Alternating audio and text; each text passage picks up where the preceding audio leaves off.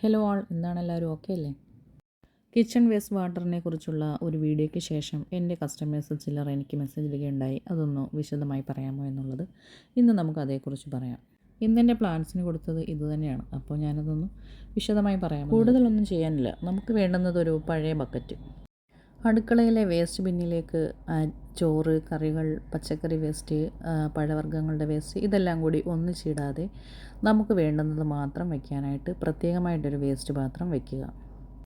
നമുക്കതിലേക്ക് ഇടേണ്ടത് എന്തൊക്കെയാണെന്ന് വെച്ചാൽ ഉള്ളിത്തോല്, അതായത് സവാള, ചെറിയ ഉള്ളി, വെളുത്തുള്ളി ഏതായിരുന്നാലും എല്ലാ ഉള്ളിത്തോലും, വെജിറ്റബിൾസിൻ്റെ തോല്, വെജിറ്റബിൾ കട്ട് ചെയ്ത് കളയുന്ന ഭാഗങ്ങൾ, ഫ്രൂട്ട്സിൻ്റെ തോല്, ഫ്രൂട്ട്സ് ചീഞ്ഞു പോയതുണ്ടെങ്കിൽ, അതുപോലെ ജ്യൂസ് അടിച്ചിട്ട് നമ്മൾ അരിച്ചെടുക്കുന്ന വേസ്റ്റ്, അതുപോലെ മുട്ടത്തോട്, പഴത്തോൽ, ചോറ് ചീത്തയായതുണ്ടെങ്കിൽ അത്, തേങ്ങ ചിരകിയത് ചീത്തയായതുണ്ടെങ്കിൽ അത്, അതുപോലെ തേങ്ങാപ്പാൽ എടുത്തതിന് ശേഷമുള്ള തേങ്ങയുടെ വേസ്റ്റ്, ഇവയെല്ലാം തന്നെ നമുക്ക് ആ ഒരു പാത്രത്തിൽ ഇട്ട് വയ്ക്കും. അതുപോലെ ചായ അരിച്ച് കിട്ടുന്ന തേയിലയുടെ വേസ്റ്റ്, പിന്നെ പ്രത്യേകിച്ച് പറയാനുള്ളത് നമ്മുടെ കുട്ടികൾ പിച്ചിയും നുള്ളിയുമെല്ലാം വെച്ചിരിക്കുന്ന അപ്പം, ഇഡ്ഡലി, ദോശ ഇവയെല്ലാം വിശപ്പില്ലെങ്കിലും കളയണ്ടല്ലോ എന്ന് വെച്ചിട്ട് നമ്മൾ തന്നെ കഴിച്ച് കാർബോഹൈഡ്രേറ്റ് കൂട്ടാതെ അത് നമുക്ക് ഈ ഒരു പാത്രത്തിലിട്ട് വെച്ചിട്ട് അടുക്കള പരിപാടി കഴിയുമ്പോൾ ഉച്ച കഴിഞ്ഞ സമയത്ത് കഴിയുമ്പോഴത്തേക്ക് ഇത് നമുക്ക് നമ്മൾ എടുത്തു വെച്ചിരുന്ന ബക്കറ്റിലിട്ട് വെച്ചതിന് ശേഷം അതേ നിരപ്പിൽ വെള്ളമൊഴിച്ച് വയ്ക്കുക. ഒരു ഉണ്ട ശർക്കര ഇട്ട് വെച്ചാൽ ഒരു 10-12 ദിവസം വരെ പുഴുക്കൾ ഉണ്ടാകാതെയും സ്മെല്ലുണ്ടാകാതെയും നമുക്ക് നോക്കാൻ കഴിയും.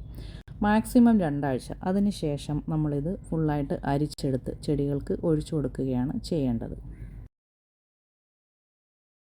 നല്ല തിക്ക് കൺസിസ്റ്റൻസിയിലുള്ള ഒരു ലിക്വിഡാണ് നമുക്ക് കിട്ടുന്നത്.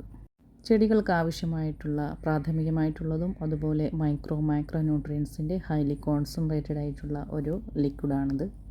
1 കപ്പ് വെള്ളത്തിലേക്ക് 3 ഇരട്ടി വെള്ളം ചേർത്ത് ഡൈല്യൂട്ട് ചെയ്തതിന് ശേഷം മാത്രമാണ് പ്ലാന്റ്സിനെല്ലാം നമ്മളിത് ഒഴിച്ചു കൊടുക്കേണ്ടത്. ഒഴിക്കുന്ന സമയത്ത് നന്നായി നനച്ച് ഒഴിച്ചു കൊടുത്താൽ, അതായത് പ്ലാന്റ്സ് ഫുള്ള് നനച്ച് ഒഴിച്ചു കൊടുത്താൽ വളരെ നല്ലതാണ്. മനുഷ്യരെ പോലെ തന്നെ പ്ലാന്റ്സിനും ന്യൂട്രിയൻസ് ഡെഫിഷ്യൻസി കാണാറുണ്ട്. അത് ഇലകളിലും തണ്ടുകളിലും ഒക്കെ കളർ വ്യത്യാസമായിട്ടും പൊള്ളിയതും ഒക്കെ പാടുകളായിട്ടും നമുക്കത് കാണിച്ചു തരാറുമുണ്ട്. വൈറ്റമിൻസും മിനറൽസും നമ്മൾ എടുക്കുന്നത് പോലെ പ്ലാന്റ്സിനും നമ്മൾ മൈക്രോ ന്യൂട്രിയൻസ് അപ്പോൾ കൊടുക്കേണ്ടതാണ്. ഓരോ ദിവസവും കടന്നു പോകുന്നതിന് ചിലവുകൾ അധികരിച്ചു വരുന്ന നമ്മുടെ ഈ ജീവിത സാഹചര്യത്തിൽ അധികമായി ഒന്നും ചിലവാക്കാതെ നമുക്ക് പ്ലാന്റ്സിന് വേണ്ടുന്ന ന്യൂട്രിയൻസ് എല്ലാം കൊടുക്കാൻ സാധിക്കുന്ന ഒരു സബ്സ്റ്റിറ്റ്യൂട്ടാണ് നമ്മുടെ ഈ ഒരു സ്ലറി.